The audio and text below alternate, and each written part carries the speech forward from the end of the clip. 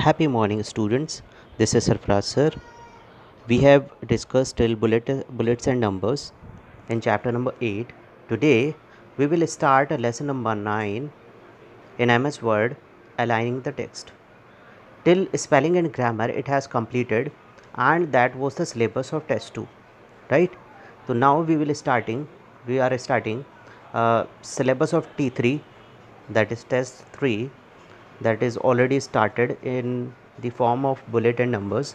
Now we will start lesson number 9, aligning the text. Alignment means positioning the text. आप जिस position पर MS word में writing कर रहे हैं और उसको किसी पोजीशन पर लाना चाहते हैं, जैसे बाय डिफ़ॉल्ट लेफ़्ट होता है, लेफ़्ट से जो है अलाइनमेंट शुरू होता है, आप चाहते हैं राइट में आ जाए तो राइट में अलाइनमेंट आ जाएगा, तो this is known as the positioning of text, तो ये कहलाता है हमारा अलाइनमेंट।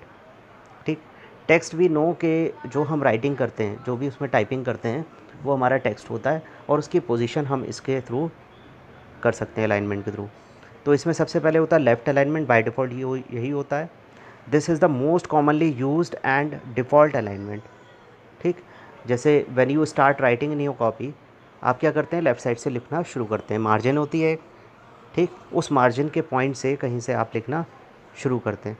तो लेफ़्ट अलाइन का मतलब ये होता है कि लेफ़्ट की सिमेट्री बनी रहती है, राइट की सिमेट्री से कोई मतलब नहीं होता है।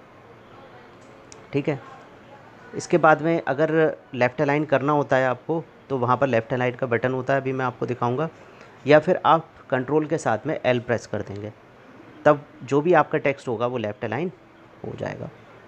इसके बाद में यहाँ पर इन्होंने सेंटर लाइन दे रखा है, लेफ़्ट के बाद में सेंटर लाइन दे रखा है। जैसे कोई हेडिंग है या टॉपिक है, उसको आप सेंटर पोजीशन पे लाना चाहते हैं, या कोई पोएम है, ठीक है, तो पोएम में क्या होता है कि आपका सेंटर लाइन होती हैं, वो बहुत सारी पोएम्स आपने देखे होंगे इंग्लिश की, हिंदी की, जो सेंटर लाइन होती हैं। तो अगर आप पूरे टेक्स्ट को अपने सेंटर में लाना चाहते हैं, तब आप सेंटर लाइन यूज़ कर सकते हैं। इसके लिए Ctrl+E जो है वो शॉर्टकट की होती है, जिससे आपके पूरा टेक्स्ट जो होता है वो सेंटर में आ जाता है। उसके बाद में हम राइट अलाइन पे आते हैं। तो इसमें क्या होगा कि लेफ़्ट की पोजीशन से कोई मतलब नहीं रहता है, बल्कि राइट की सिमेट्री जो है वो बन जाती है। जो आपके राइट साइड का टेक्स्ट होगा उसकी सिमेट्री बन जाएगी, लेफ़्ट साइड की नहीं बनेगी। लेफ़्ट वाले में क्या हो रहा था कि लेफ़्ट की सिमेट्री बन रही थी, राइट की नहीं बन रही थी।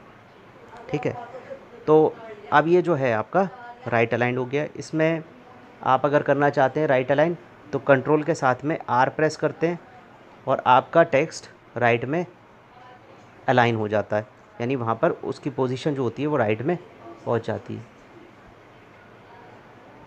राइट में पहुँच जाती है। ठीक, इसके बाद में एक और हमारा अलाइनमेंट होता है जो कि जस्टिफाई अलाइनमेंट होता है। This is very important. इसमें क्या होता है कि लेफ़्ट और राइट दोनों की पोजीशन जो है वो सिमेट्री बन जाती है, दोनों पोजीशंस पर सिमेट्री बन जाती है, यानी ना तो लेफ़्ट की सिमेट्री ख़राब होती है ना राइट की सिमेट्री ख़राब होती है, और ये उसको जस्टिफाई कर देता है। आप यहाँ पर देख रहे हैं पिक्चर में कि लेफ़्ट और राइट दोनों जगह जो है वो सिमेट्री दोनों बराबर हो चुकी हैं। इसके लिए भी आप टेक्स्ट को सेलेक्ट करेंगे और कंट्रोल के साथ में J प्रेस कर देंगे, तो आपका जस्टिफाई अलाइनमेंट हो जाता है। ये प्रैक्टिकली आप लोग करके देख सकते हैं अपने मोबाइल फ़ोन्स में भी और अपने लैपटॉप और कंप्यूटर्स में भी। प्रैक्टिकल का एक वीडियो मैं बाद में भेजूँगा, जिसमें आप ये प्रैक्टिकली सीख सकते हैं इन चीज़ों को। Most of you might be knowing about it, बहुत सारे लोगों को पता होगा, बहुत सारों को नहीं पता होगा, तो मैं वीडियो उसका बनाऊँगा एक प्रैक्टिकल का, then I will send you. तो हमने यहाँ पर 4 तरह के अलाइनमेंट पढ़े, लेफ़्ट, राइट, सेंटर और जस्टिफाई।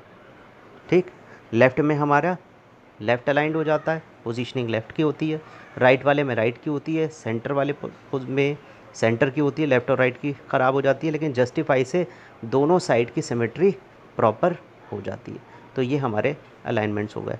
अब इसमें आप देखिए कि यहाँ पर जब आप होम टैब पर जाते हैं, तो होम टैब पर ये बटन जो आते हैं यहाँ पर पैराग्राफ में, ये हमारे अलाइनमेंट शो करते हैं। बाय डिफ़ॉल्ट लेफ़्ट होता है, आपको लेफ़्ट करने की ज़रूरत नहीं है। सेंटर में लाना चाहते हैं तो आप टेक्स्ट को सेलेक्ट करके ये सेंटर वाला दूसरा ऑप्शन चूज़ कर लेते हैं। राइट अलाइन करना चाहते हैं तो सेलेक्ट करेंगे टेक्स्ट को, राइट अलाइन पे चूज़ करेंगे।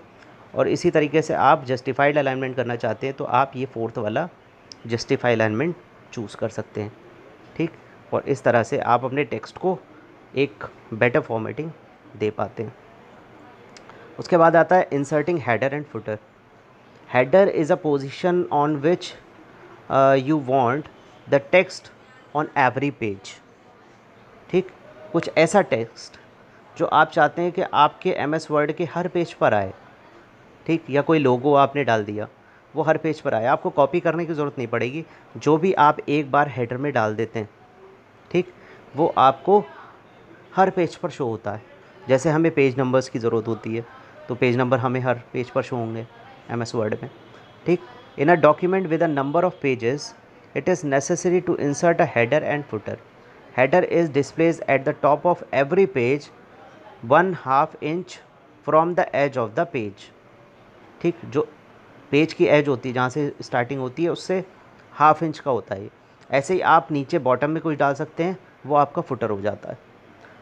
तो जब आप चाहते हैं कि आपको कॉपी करने की ज़रूरत ना पड़े हर पेज पर, और वो टेक्स्ट या वो चैप्टर का नाम या वो हेडिंग या स्कूल का नाम, वो हेडर हर पेज पर शो हो, तो वो हेडर में डाल सकते हैं। और अगर बॉटम में शो करना चाहते हैं तो आप फुटर में डाल सकते हैं। ये कैसे होगा प्रैक्टिकली हम बाद में डिस्कस करेंगे। इसके बाद आता है इंसर्टिंग पेज नंबर्स।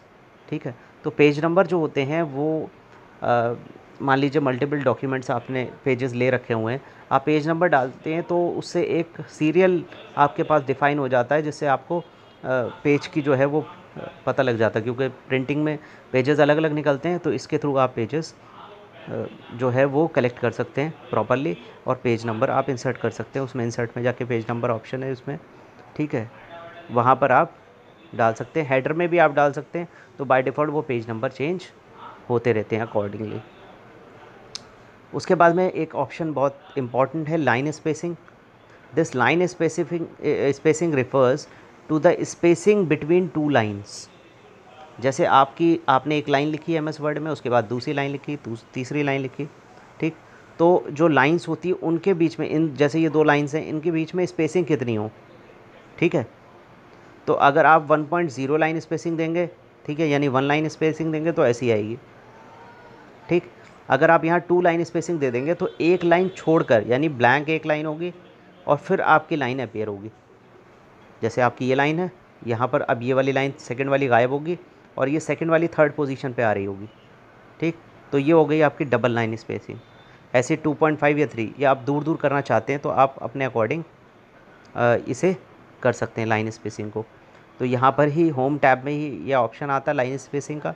अगर बहुत सारी लाइन स्पेसिंग आ रही हैं, आपको दिखाई दे रही हैं, आपने इंटरनेट से कोई मैटर को कॉपी किया है, कुछ लाइन स्पेसिंग आ रही हैं, तो आप यहाँ से रिमूव लाइन स्पेसिंग कर देंगे, जिससे आपका ऐसा लाइन स्पेसिंग रिमूव होकर 1 लाइन स्पेसिंग के साथ में आ जाएगा।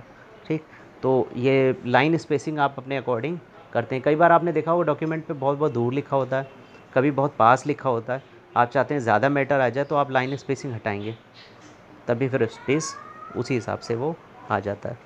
Practically I send you the video. इसके बाद आता है पैराग्राफ स्पेसिंग। तो अभी तो लाइन के बीच में स्पेसिंग थी, now you want spacing between paragraphs. जो पैराग्राफ आपने लिखा तो वो जस्ट बाद में शुरू हो जाए उस पैराग्राफ के, या कुछ स्पेसिंग आए, तो ये पैराग्राफ वाले में भी ऑप्शन आता है। ठीक, उसमें आप पैराग्राफ स्पेसिंग अगर कम करना चाहते हैं, ज़्यादा करना चाहते हैं, तो आप अपने अकॉर्डिंग वहाँ से चूज़ कर सकते हैं। और सेम लाइन स्पेसिंग की तरह भी पैराग्राफ लाइन की स्पेसिंग हो जाती है। यानी आप लाइंस पे नहीं करना चाहते, पैराग्राफ पे करना चाहते हैं, तो आप पैराग्राफ चूज़ कर लीजिए, otherwise line spacing is there. ठीक, तो this is a practical chapter basically. तो अभी मैंने ये आपको इसकी PDF भी भेजूँगा। तो इसमें आपको डायग्राम्स नहीं बनाने हैं, बल्कि इनके हेडिंग्स डाल के, जो भी ये हेडिंग्स पड़े हुए हैं आपको दिखाई दे रहे हैं, ये हेडिंग्स डाल के आपको, जैसे अलाइनमेंट आप लिख लेंगे, सेंटर अलाइनमेंट लिख लेंगे, पहले अलाइनमेंट का हेडिंग डाल लेंगे, इसी तरीके से हेडर एंड फुटर का डालेंगे, और ये वर्क अपनी फेयर कॉपी में नोट कर लेंगे। No need to make the diagrams of it. ठीक है, hope you understood all the things. Thank you very much.